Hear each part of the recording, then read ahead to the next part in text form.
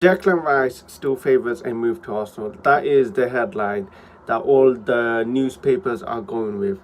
My God, this transfer deal is so long.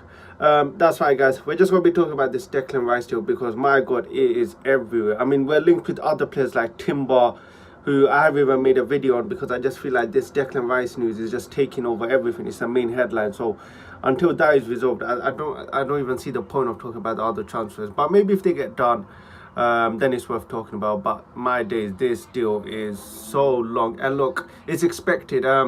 When Manchester City sold Gundogan to Barcelona, I did have a fear that they were going to come in for Declan Rice, and they did. The only news is, as of now, it doesn't look like Man City have made an official bid for Declan Rice. But it's obvious that if they do make a bid, we all know they're going to blow Arsenal out of the water. However, this, I believe this deal, I think, lies with Arsenal and Declan Rice. Honestly, I think Arsenal have done a lot of groundwork on Declan Rice, and their player seems convinced by Mikel Arteta. He gets to stay in London.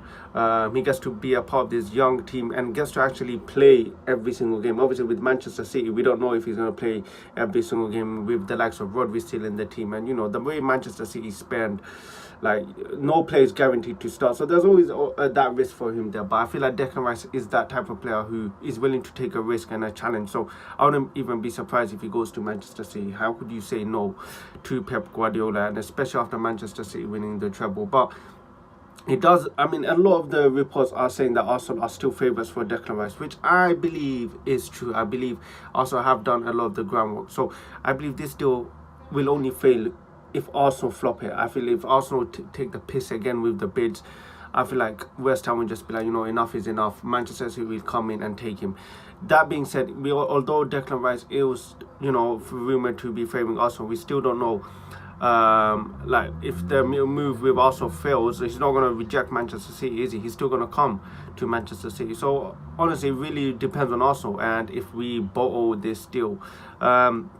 In terms of the transfer, I feel like this is going to be a very important transfer. Obviously, we don't know if the likes of Thomas Partey is leaving. A lot of rumours about him leaving. Granit Xhaka apparently just has not left yet, just until the Declan Rice deal is done. So this deal is probably going to be one of the biggest deals of the summer if we do get it done. I'm just thinking if the price, but look, at the end of the day, if Arteta wants him, then Arteta should get him. Obviously, this is the team Arteta's trying to build. He clearly sees something in Declan Rice that Arsenal don't have.